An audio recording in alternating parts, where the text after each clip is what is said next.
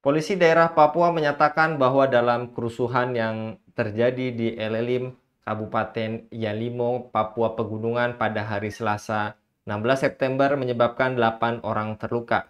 8 orang yang terluka itu terdiri dari 5 anggota TNI Polri dan 3 orang warga, kata Kabid Humas Polda Papua Kombes Cahyo Soekarnito di Jayapura pada Selasa 16 September 2025 malam.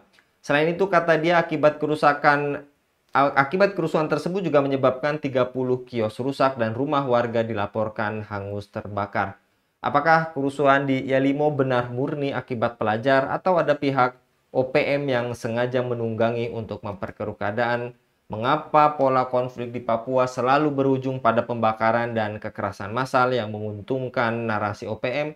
Untuk membahasnya kami terhubung dengan Bung Rocky. Kita sapa terlebih dahulu. Assalamualaikum warahmatullahi wabarakatuh, Bung Rocky. Waalaikumsalam warahmatullahi wabarakatuh, Bang Enggi. Lagi-lagi, Bung Rocky, Papua memanas kembali sebanyak 178 warga mengungsi serta puluhan lainnya juga luka-luka yang kali ini di Kabupaten Yalimo, Kabupaten Pegunungan. Menurut Anda, kenapa bentrok kecil antar pelajar bisa merembet menjadi kerusuhan besar hingga membakar puluhan rumah atau fasilitas lainnya? Ini apakah menyingkap lemahnya manajemen konflik lokal di sana, Bung? Iya, kalau kita lihat memang isu di Papua ini memang sangat sensitif ya terkait dengan SARA dan penanganan memang tidak mudah di sana dikarenakan memang ada keterbatasan dari aparat juga, terus kemudian faktor lingkungan masyarakatnya, juga faktor dari sarana-sarana penunjang dan lingkungannya. Jadi kalau kita lihat ini memang jadi kompleks. Apalagi kultur masyarakat pegunungan itu agak berbeda dengan kultur masyarakat pantai yang cenderung lebih terbuka, lebih mudah diajak dialog, sehingga eh, ketika untuk diajak dialog lebih mudah, maka tingkat tindakan kriminal atau tindakan kekerasan itu jadi lebih mudah. Orang masih bisa diajak bicara itu akan menghabiskan waktu untuk berpikir, kemudian mau berbicara dan mau berdialog. Tetapi kalau tidak mau, maka dia akan melakukan tindakan. Dan tindakan itu biasanya mudah terprovokasi oleh pihak-pihak tertentu. Apalagi kalau daerah pegunungan, tentu ada pihak-pihak yang berkepentingan untuk membuat isu baru, termasuk isu keamanan. Dan itu yang diuntungkan adalah pihak OPM, yang sisi Papua Merdeka yang diklaim sebagai kelompok dalam bersenjata. Dan setiap tindakan kekerasan tentu akan menarik perhatian dunia dan menjadi isu tersendiri, dan itu menjadi target mereka untuk terus memaintain agar adanya isu yang bisa menjaga eksistensi mereka. Termasuk isu konflik pelajar pun tentu akan dimanfaatkan dan dioptimalkan sedemikian rupa untuk bisa menciptakan kekacauan keamanan maupun menciptakan terjadinya chaos ataupun terjadinya bakar membakar dan seterusnya. Ini yang harusnya diwaspadai, yang mestinya konfliknya kecil antar pelajar saja bisa meluas, bahkan terjadi pembakaran-pembakaran yang tidak perlu sarana publik maupun sarana pemerintah maupun warga masyarakat. Saya pikir inilah yang terjadi di Papua. Para aparat keamanan juga posisinya terbatas, baik terbatas SDM-nya maupun terbatas sarana dan prasarannya, termasuk masyarakatnya. Tingkat pendidikan maupun tingkat kesadarannya masih perlu untuk terus ditingkatkan sehingga tidak mudah terprovokasi, tidak mudah termakan berita hoax yang disebarkan oleh pihak-pihak tertentu yang ingin mengambil keuntungan dari setiap konflik. Gitu, Bang Anggi. Ya. Dan menurut Anda, apakah kerusuhan kali ini yang di Yalimo ini benar murni akibat pelajar atau ada pihak OPM yang sengaja menunggangi untuk memperkeruh keadaan setelah tadi yang Anda paparkan? Mengapa pola konflik di Papua ini juga selalu berujung pada pembakaran serta kekerasan massal yang lagi-lagi menguntungkan narasi OPM, Bu? Ya, tentu saya pikir OPM punya kepentingan besar dalam setiap konflik sekecil apapun, tentu ingin menunjukkan eksistensi mereka dan untuk memprovokasi warga maupun memprovokasi aparat untuk bertindak represif terhadap mereka, kemudian opini akan mereka sebar dan itu untuk mendapat simpati dunia internasional dan untuk menunjukkan eksistensi mereka. Jadi peristiwa yang terjadi di Yalimo yang awalnya hanya pelajar, kemudian tidak bisa diantisipasi dengan cepat dan tepat sehingga dimanfaatkan oleh BHOPM untuk menyebarkan berita hoax yang memprovokasi warga, kemudian akhirnya terjadi gerakan massa yang itu akhirnya sulit dikendalikan, yang akhirnya terjadi bakar membakar. Dan ini tentu yang diuntungkan dari pihak OPM. Dan OPM tentu melihat potensi pemicu kerusuhan sekecil apapun, tentu mereka akan gunakan itu untuk kepentingan politik mereka.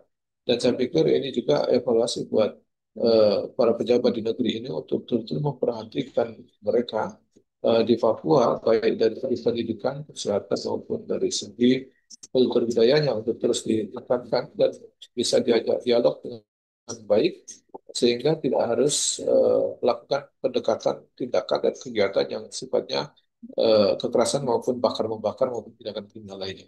Ini yang terus perlu dilakukan, Bung Enggi.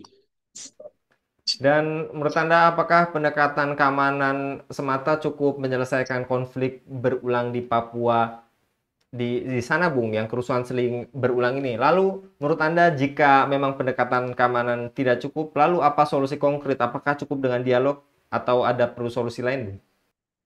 Ya, saya pikir pendekatan keamanan tidak cukup. Justru kalau yang dikedepankan pendekatan keamanan, ini justru akan menimbulkan eh, luka yang mendalam bagi masyarakat Papua, terutama yang tidak bersalah, kemudian terkena efek dari apa, pendekatan keamanan itu sendiri. Dan tentu untuk melakukan eh, penanganan di Papua tidak sekedar perlu pendekatan keamanan, tapi juga harus melakukan pendekatan yang sifatnya holistik dan tidak cukup dilakukan satu kali, tapi harus berkelanjutan. Dan itu tidak sekedar pendekatan keamanan, tapi perlu pendekatan prosperity approach. Jadi saya mencatat minimal ada security approach perlu dilakukan, ada prosperity approach ini yang penting sekali, yaitu terutama di bidang pendidikan, di bidang kesehatan dan di bidang budaya. Dan saya pikir kalau ini bisa dilakukan secara berkesinambungan, dilakukan secara simultan, dilakukan secara holistik dan bersamaan, ini bisa setidaknya mencegah terjadinya tindakan-tindakan ataupun peristiwa-peristiwa kekerasan yang terjadi di Papua. Nah, terutama kalau kita bisa melihat bahwa eh, ketika ada pendekatan prosperity approach, terutama di bidang pendidikan dan kesehatan serta budaya, ini akan menimbulkan budaya baru yang dengan pendidikan itu wawasan akan makin luas dan mudah diajak dialog. Sementara kalau pendekatan kesehatan masyarakat jadi sehat dan bisa diajak berpikir cerdas dan juga bisa jadi kultur budaya baru. Dan kalau ini dilakukan tidak cukup sekali, tetapi harus dilakukan terus-menerus dan berkesinambungan sehingga bisa memberikan dampak yang lebih baik ke depan. Dan kalau hanya pendekatan keamanan, justru itu yang diingat adalah eh, ketakutan warga maupun luka yang terjadi di masyarakat akibat pendekatan yang kurang tepat. Sehingga memang pendekatan tidak cukup keamanan saja, tidak cukup juga pendekatan eh, eh, kesejahteraan saja, tapi memang harus dilakukan dengan dialog yang baik, dengan diskusi, dengan diajak berbicara dari hati ke hati, itu membangun kesadaran baru bahwa mereka bisa diajak duduk bersama, berbicara bersama dari hati ke hati, berdialog, menyelesaikan persoalan Papua dengan cara yang lebih baik, tidak melakukan pendekatan keamanan maupun pendekatan uh, militer, tapi lebih kepada pendekatan prosperity approach maupun cultural approach. Begitu Bang Egy. Baik, jasa kalau Bu Rocky untuk paparannya, semoga konflik berulang ini di Papua tidak dimanfaatkan apalagi untuk OPM tadi memberikan spekulasi kepada masyarakat untuk menyulut kemarahan, dan tadi mudah-mudahan ini segera terselesaikan dengan tadi yang kita bahas bersama Bung Rocky.